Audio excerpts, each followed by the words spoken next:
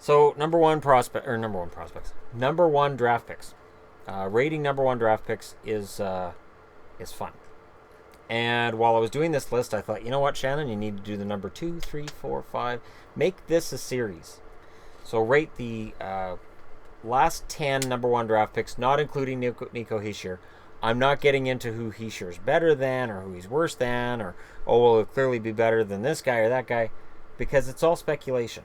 So I'm only going with this past season's number one draft pick from 2016 all the way back to 2007 when Patrick Kane was the number one overall pick.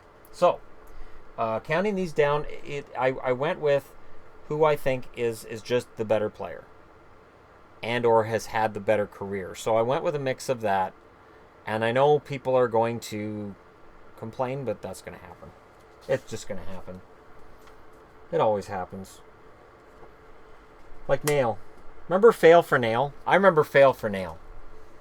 And then Nail failed. And the oil failed. There's a reason I'm wearing an Oilers jersey for this video. Number 9. A very good third-line center, but Ryan Nugent-Hopkins has never become what he was expected to be. And for Oilers fans who say, well, he was never projected to be that high. Not in Edmonton. But around the league, there were genuinely scouts I saw that said he's going to challenge for an Art Ross. He's a couple years out from challenging for the Art Ross. The same thing was said about Matt Duchene when he was drafted, and I think putting that kind of pressure on a young guy is just stupid.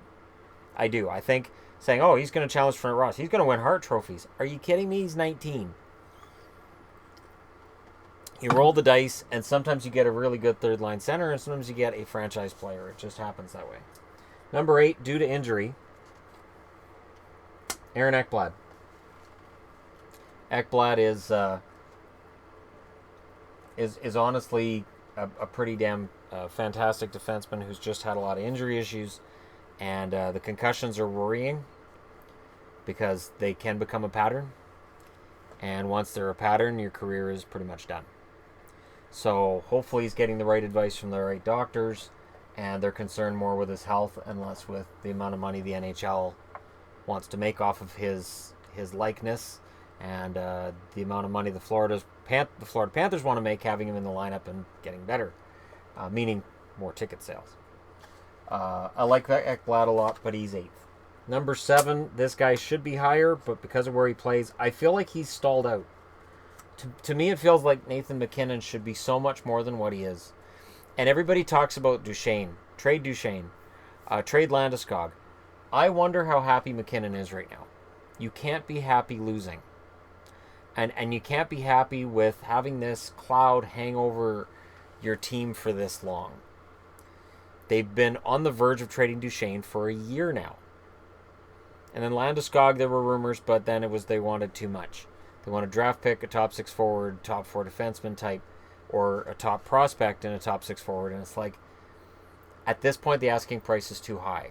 Unless they were going to trade MacKinnon, in which case that would be the perfect asking price. And they would be insane to trade MacKinnon. But I do wonder how much patience he has for losing. He doesn't seem like the kind of guy who can just keep playing on a losing team and be happy. There are players like that. He doesn't seem to be one of them. Number 6. Hey, look, we're going back to Edmonton. Taylor Hall. His first year in New Jersey was a mixed bag. And Jersey was a mixed bag. Now they get Nico Hischier. It could absolutely help Taylor Hall from here. For right now, though, he's number 6 on this list because there's some really, really solid, stellar players ahead of him. I'm probably going to get flack in the comment section for number 5.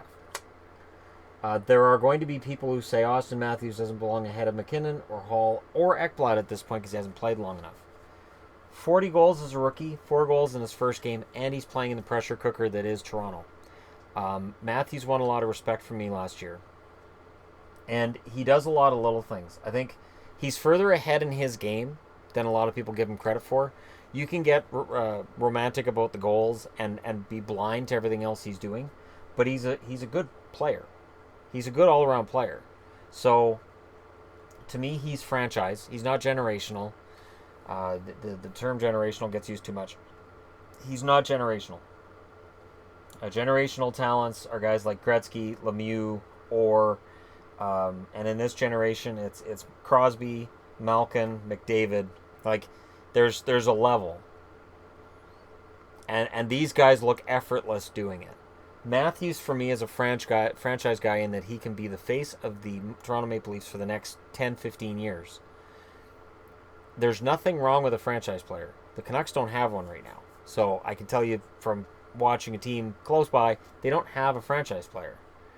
And it's debatable whether or not some other teams in the NHL have franchise players. Like Ottawa's got, Erik Karlsson, clearly a franchise player.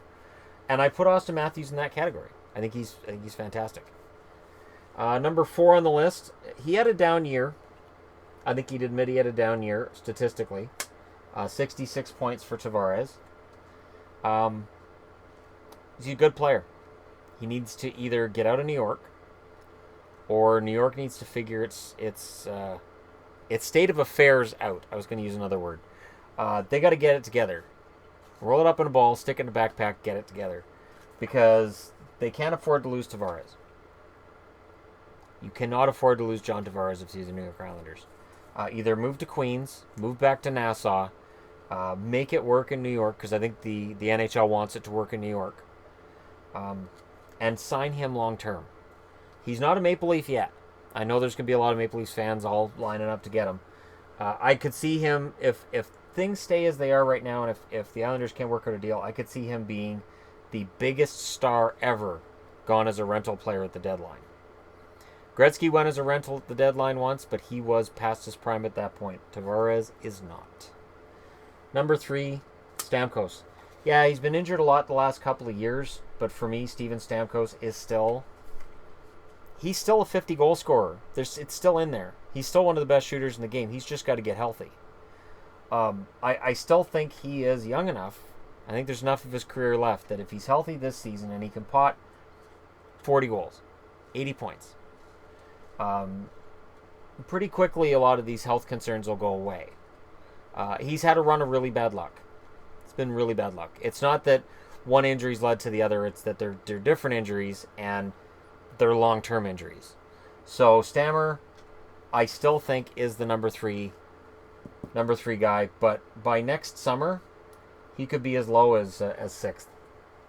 If Matthews has another 40-goal season, Tavares gets it together and scores 80 points, and if Taylor Hall bounces back and scores like Hall can, then and Stammer's hurt, well, yeah. Number 2, that's number 1. Connor McDavid's number 1. Again, the Edmonton Oilers. And number 2 is Patrick Kane. And I'm going to explain this. Patrick Kane, if I want to win a Stanley Cup, Patrick Kane's number 1 right now. If we're going on who is the best player going forward, so not just now, but going forward, Kane was the number 1 draft pick in 2007. Okay? Connor McDavid in 2015. McDavid's going to be around a lot longer. McDavid's going to score a lot more points than Kane. McDavid got 100 points this year. Patrick Kane hasn't really shown that kind of offensive acumen until 15-16. He fell back a bit in 16-17, and I think he's more of a point-a-game guy.